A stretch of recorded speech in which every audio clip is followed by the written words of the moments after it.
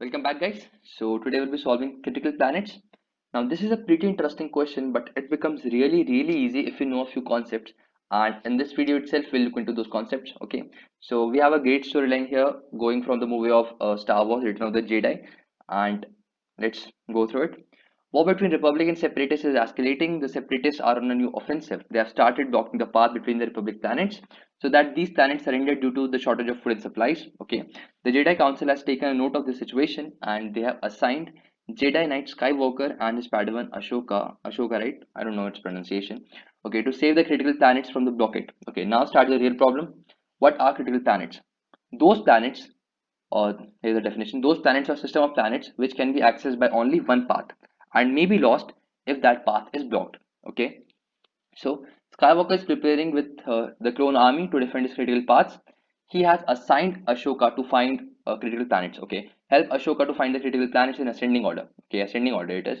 You only need to specify those planets which have only one path between them and they cannot be accessed by any other alternative path. Okay, so now let's look at the constraints. We have m less than equal to 1000 and n less than equal to 7000. And I've already instructed you this before that a normal computer can only perform 10 to the power of 6 instructions per second, that is 1 million instructions per second. So it means that whatever logic we use, whatever approach we use, it shall not exceed this o m into n. It should not be of this complexity. Why? Because the constraints are not that high or that low, so we can't multiply them, because if we multiply them, then we'll definitely exceed the time limit. Okay, now input first line contains two space separated integers m and n, where m denotes the number of paths and n denotes the number of planets. Next m line each contains two space integers representing the planet that have a path between them. Okay, so our output is supposed to be c lines containing one integer representing the critical planets that they need to save in the ascending order. So the list of critical planets in the ascending order, and if there is no planet, then print -1, and the time limit is 1 second as usual. Okay, so now let's look at the examples. We have three paths and four planets, right? And they have given us a figure of this path, this group of planets, that is 0 to 1, 1 to 2, and 2 to 3. This is exactly the way they have mentioned this. So basically, if you look at this, then since all of these paths are connected with one path, since all of these planets are connected with one path and cannot be accessed by any alternative path, hence all of these planets are critical. So basically, they want to say that 0, 1, 2, 3, all of these are critical. And don't worry, I'll just get into a little bit of more explanation in a second. And firstly, I'm just looking at all of the examples, okay, to get a better idea. So again, we have our example 2, 7 paths and 6 planets, and they have drawn us a figure. Now in this figure, if the Republic loses the path between the 2 and 3, if they lose this path, then the two system of planets will not be able to communicate with each other. Hence 2 and 3 are the critical planets. Okay, so let's get a better understanding of this. Just give me a second. Okay, so now let's just forget that there was a question going on and let's simply focus on this graph, right? Now, let me ask you a simple question that if I remove the path between 0 to 1, if I remove this path, then is this graph a connected graph? And as for those who don't know what's a connected graph, it's if from any single node you can access to all the nodes, right? That is a connected graph. But we can see that here it is not connected. Why? Because from 0 we can't access 1 to 3, or from 1 we can't access to 0, right? So this is not a connected graph anymore. And similarly, what happens if I remove the path between 1 to 2? Is this a connected graph anymore? No, it's not. What about the path between 2 to 3? It's not it's again not a connected graph. Okay, so we have observed that all of these paths are very important. They are very critical. Why? Because removing of any of these paths, right, destroying of any of these paths will uh, will break will break that group of planets, and they will be disconnected, right? So that is why we are saying that these paths are critical. So this question can be approached in two ways. Firstly, via bridges, and secondly, via articulation points. I know these are very huge terms, but not actually. So bridges, we have already seen. Bridges means that if you remove any certain edge, right? Graph only consists of two things: edge and vertices. Okay. So if we remove any single edge and that graph become disconnected, then that particular edge is a bridge. Okay, so here 0 to 1 is a bridge, 1 to 2 is a bridge, and 2 to 3 is a bridge. Okay, now what is an articulation point? If you remove any particular vertex and that graph become disconnected, then that vertex is an articulation point. Okay, so if I remove this 1, then our graph is disconnected right now, right? because 0 and 2 to 3, these have already broken apart. So now if you try to actually join this concept with our question, critical planets, then one might actually think that yes, we just have to find the articulation points and we will easily solve this question. But it's not that simple. This question is actually a little bit mixture of bridges and articulation points. Why? Because an articulation point states that sorry, a cutoff vertex and articulation point, all of these are same. So it says that if you remove particular vertex, then that graph becomes disconnected, right? So according to that theory, if I remove this 0, then 0 is not an articulation point. 0 is not an articulation point. Why? Because this graph is still connected. Okay. But according to our answer, 0 is a critical planet. Okay. So that is why we won't go into the concept of articulation point, because it will lead us to an incorrect answer. Okay. So what are we supposed to do? We'll combine the concepts of this vertices and this bridges. How? It's very simple. Just give me a second. This path is a bridge, right? I have marked it with red. This path is a bridge, right? So what I'm going to do is I'll find all the bridges. I'll find all the bridges in graph, and after that, what will I do? I'll find all the bridges and I'll mark all the planets as all those vertices as critical planets which are connected by that bridge. So since this bridge connects 0 and 1, so I'll mark 0 and 1 as critical planets, which means they need to be saved. And similarly, if I do this, if I follow the same concept, then 1 to 2 is another a bridge, 2 to 3 is another a bridge, right? So I just need to find all the bridges, and after that, I'll mark all of those, all of those vertices that are connected with this bridge, and I'll mark all of those all of those vertices as planets, right? So this is going to be my logic, let's say. Okay, so let me just get another example, and this was the second test case, right? Okay, now let's look into it. So if I remove the path between this 0 to 2, now is it a disconnected graph? I don't think it is. Why? Because I can still access all the nodes, right? What if I break the path between 2 comma 3, sorry, 2 to 3? Now it has become a disconnected graph. Why I'm saying so? Because this and this group of planet, now they can't access each other anymore, because there was only one link and you have broken it. Okay, so here we have found it that there's only one line, there's only one bridge, that is this 2 to 3. This is our main bridge, this is our critical path.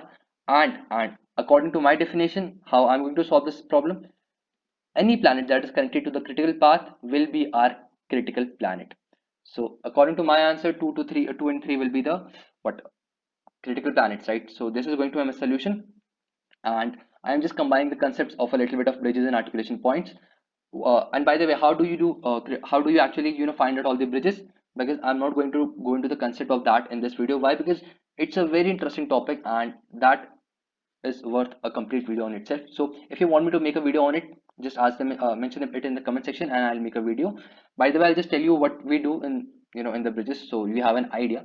We just do the DFS of all the graph. DFS means depth first search, and after that, using the concept of ancestors and child, or using the concept of its discovery time and its low time. These are some new points, but with the help of these, we are able to find whether a graph is a bridge, whether a path is a bridge or not, right? I'm not going into a lot of depth. Why? Because we don't need it. The reason is very simple. Since CodeVita is an open book, what matters the most is how you approach your question. That is the main concept of CodeVita. If in CodeVita you know what approach you should take, suppose if an X person was not able to solve this question in CodeVita, right? But if he had known the concept of this bridges, this articulation points, then he would have simply searched it online. It's an open book exam. We can search it online. He could have searched it online and copied the code, and in the attribute box he could have just simply write the link, and he could have easily passed. But for that, you at least need to know what logic you are supposed to implement. You at least need to have what approach you should take. Then again, I'm not going into the depth of finding all the bridges in a graph. Why? Because it's a very great topic, very interesting topic, and if you are trying to up your level with graphs, then it's something that you must know. So basically, just tell me in the comment section and I'll make the video. Now let's move on to the coding part. It's really great. All right, now let's start. So let me firstly look at the input format. We have the number of paths, we have the total planets, and then we have the paths. Okay, so path, planet, and I'll map them into int and input dot split. Okay, And after that, I'll just store all of my paths in a 2D list. Okay, so it should be, sorry, it should be paths for I in range of path, because path will give me the total number of paths there is. And after that, I'll just create a temporary list. Temp equals to list map in input. Okay, and after that, I'll just append this in my paths. So done with my to-do list. Okay, so now I have my all of my inputs. And after that, sorry, just give me a second. After that, I don't need to do anything. I just need to call my function, and from which I just get all of my critical paths, right? I just call my function, and there I'll pass, there I'll pass the total number of planets that I have, planet that I have, and the total paths, all the possible paths. Okay, and just give me a second. I'll create my function of critical paths. Okay, so now I've created my function for calculating all the bridges, all the critical paths in my graph. And don't get intimidated, because I think that I really need to make this video very soon.